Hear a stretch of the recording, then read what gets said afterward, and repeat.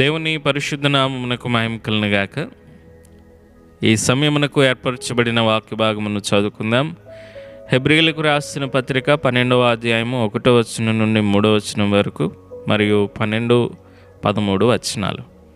హెబ్రీయులకు రాసిన పత్రిక 12వ అధ్యాయము 2, 3 వచనాలు చదువుదాం. యేసు వైపు చూచుచు మీరు అలసట పడకయు మీ ప్రాణములను విసుకకయు ఉండునట్లు ఆయనను తలంచుకొనుడి. అంశము నీ తుఫానును భరించు. Brave your storm. రచయిత పెట్రిషియా రేబన్. 1968 ఏప్రిల్ 3వ తేదీన ఒక భయంకరమైన పెను తుఫాను అమెరికాలోని పట్టణాన్ని చిన్నాభిన్నం చేసింది. Reverend doctor Martin Luther king junior కొద్దిపాటి అస్వస్థతతో అలసిపోయినటువంటి కారణాన అక్కడ ఉన్నటువంటి సంఘ భవనములో పారిశుద్ధ్య కార్మికుల కోసము ఏర్పాటు చేయబడిన ఉపన్యాసాన్ని తాను సిద్ధపడినప్పటికీ దానిని వారితో పంచుకోవడం విరమించుకోవాల్సిన పరిస్థితి ఏర్పడింది. తన బలహీనత వల్ల, తనకున్నటువంటి అనారోగ్య పరిస్థితి వల్ల వెళ్ళాలని ఆయన అనుకోలేదు. అయితే అక్కడికి కార్మికులు తన ఉపన్యాసాన్ని వినడం కోసం ప్రచండ తుఫానును సైతము లెక్క చేయకుండా తండోపతండాలుగా చర్చి దగ్గరకు వచ్చారు అని ఫోన్ ద్వారా తెలుసుకొని ఆశ్చర్యపోయాడు.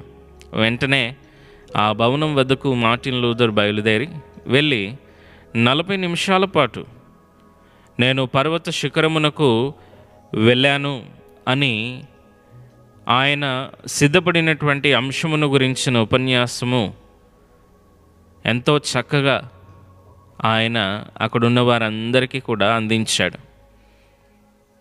ఈనాటికి కూడా అది అనేకులు జ్ఞాపకం చేసుకునేటువంటి ప్రసంగంగా నిలిచిపోయింది.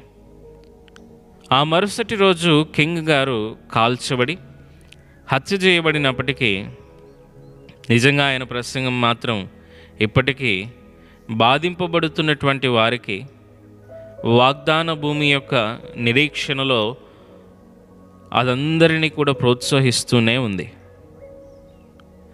అలాగుననే మనము సంఘ పరిస్థితులను గురించి ఆలోచన చేసినప్పుడు కూడా సంఘములోని క్రీస్తు అనుచరులు కూడా పురికొల్పే ఆ ఉపదేశం ద్వారా బలపరచబడ్డారు అన్నాడు. అదే రీతిగా క్రీస్తునందు విశ్వాసం కోసము తీవ్ర హింసలకు గురవుతున్నటువంటి యూదులైనటువంటి విశ్వాసులను నిరీక్షణ కోల్పోకుండా విశ్వాసములో స్థిరులై యుండుటకు బలపరుస్తూ వ్రాయబడినటువంటి గ్రంథమే హెబ్రీయులకు రాసినటువంటి పత్రిక. అందులో కాబట్టి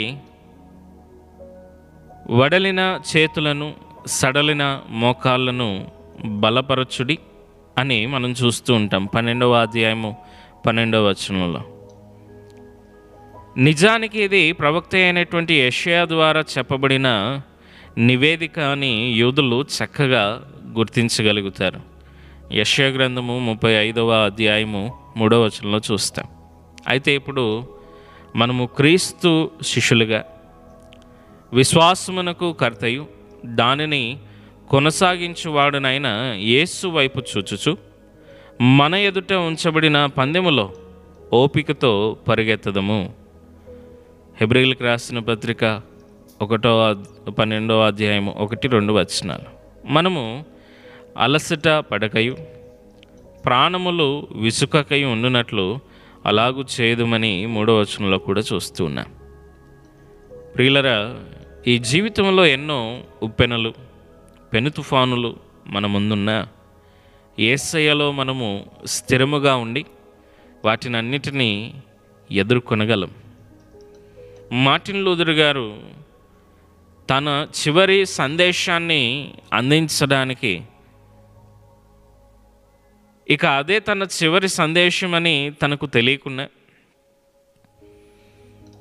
ప్రజలు ఆ తుఫానును సహితము లెక్క చేయకుండా ముందుకు వచ్చినటువంటి విధానాన్ని బట్టి తాను కూడా తనకున్నటువంటి బలహీనతను పక్కకు పెట్టి, కష్టతరమైనటువంటి పరిస్థితిని తాను పక్కకు పెట్టి, దేవుని యొక్క పరిచర్యలో,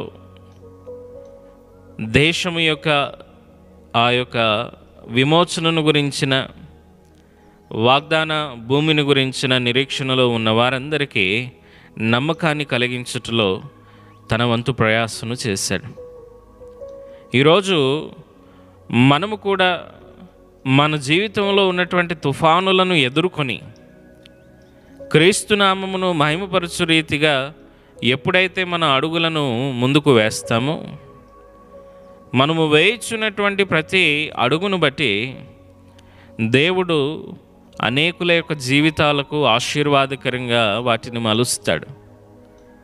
మన జీవితంలో కూడా మనము విశ్వాస జీవితంలో కృంగిపోకుండా, కృషించిపోకుండా, ఎదురవుతున్నటువంటి కష్టాలను బట్టి, ఎదురవుతున్నటువంటి వేదనలను బట్టి మనము ముందుకు సాగుతున్నటువంటి వేళ మన విమోచకుడు, మనకు విశ్రాంతిని కలగజేయవాడు, మనల్ని ఆదరించి నడిపించేటువంటి దేవుడు మనకు తోడుగా ఉన్నాడు అనేటువంటి సత్యాన్ని గ్రహించి ఓపికతో మనము పరుగెత్తినప్పుడే మన విశ్వాస జీవితంలో కూడా గమ్యానికి చేర్చబడిన వారమై శ్రేష్టమైనటువంటి ఆశీర్వాదాలను సంపాదించుకోగలుగుతాం.